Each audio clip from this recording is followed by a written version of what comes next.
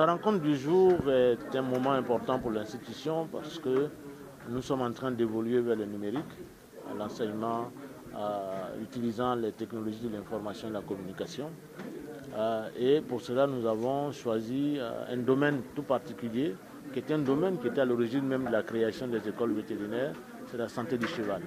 Et nous pensons que dans nos pays, la plupart de nos pays membres de l'école, le cheval a un rôle important, un rôle social important, un rôle économique important. Et donc, par conséquent, il faut veiller à sa santé pour qu'elle puisse produire suffisamment pour les populations.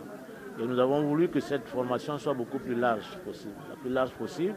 Et donc, ce sont les nouveaux outils de la communication qui nous permettent d'élargir ce champ de formation donc à nos étudiants, mais également à nos professionnels. C'est un contenu de formation, ce qu'on appelle des modules, qui sont des thématiques particulières, spécifiques au cheval, mais avec différents niveaux. Donc, ça permettra à l'étudiant de bien comprendre ce qu'on va lui enseigner sur le terrain. Donc c'est un outil d'accompagnement à l'étudiant. Donc ça lui donne les éléments théoriques, si vous voulez, de démonstration, si vous voulez, en numérique, mais qui doit pouvoir l'appliquer lui-même sur le terrain lorsqu'il sera confronté donc, aux différents cas. Donc ici, il s'agit particulièrement en fait, de renforcer les étudiants en utilisant l'outil numérique et leur permettre de pouvoir, quelle que soit en fait, la position où ils se trouveraient, parce qu'ils ont une modalité de formation qui est intimement lié à des stages dans des endroits assez reculés du pays.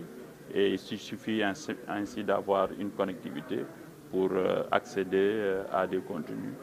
Et nous les encourageons donc, à renforcer ce contenu-là et même à renforcer le partenariat avec d'autres établissements sénégalais donc pour que les résultats qui sont attendus soient beaucoup plus diffusifs. Les priorités qui ont été établies entre les deux établissements, il y a, comme il a été dit précédemment, il y a l'importance des équidés en tant qu'animal venant à ce moment-là en appui au travail. Donc derrière, il y a eu effectivement une priorité qu'on a établie pour cette première construction à ce moment-là d'un MOOC, sachant qu'il y a d'autres éléments effectivement qui peuvent rentrer dans ces problématiques à ce moment-là, notamment sur de l'animal de production. Donc là, il y a un panel, une offre à ce moment-là de travail qui fait qu'on en a fort probablement pour beaucoup d'années de collaboration et je l'espère effectivement au profit des étudiants et puis des futurs consoeurs et confrères qui seront amenés à travailler de part et d'autre de la Méditerranée. Ce projet, en fait, il y a eu plusieurs témoignages de collaboration entre nos deux établissements et donc là, le premier, en fait,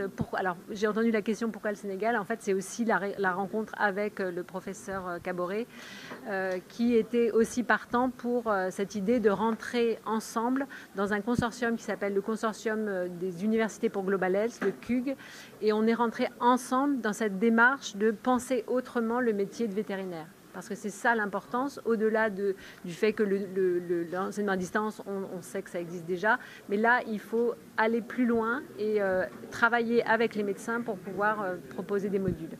Donc là, le premier module, c'est sur la clinique des équidés, parce qu'on avait des personnes qui étaient déjà prêtes et donc après on va travailler avec d'autres matières et aussi travailler avec l'université par exemple de médecine ici et aussi en France et comme ça on pourrait faire un MOOC à 4 universités ou grandes écoles et ce serait vraiment fantastique.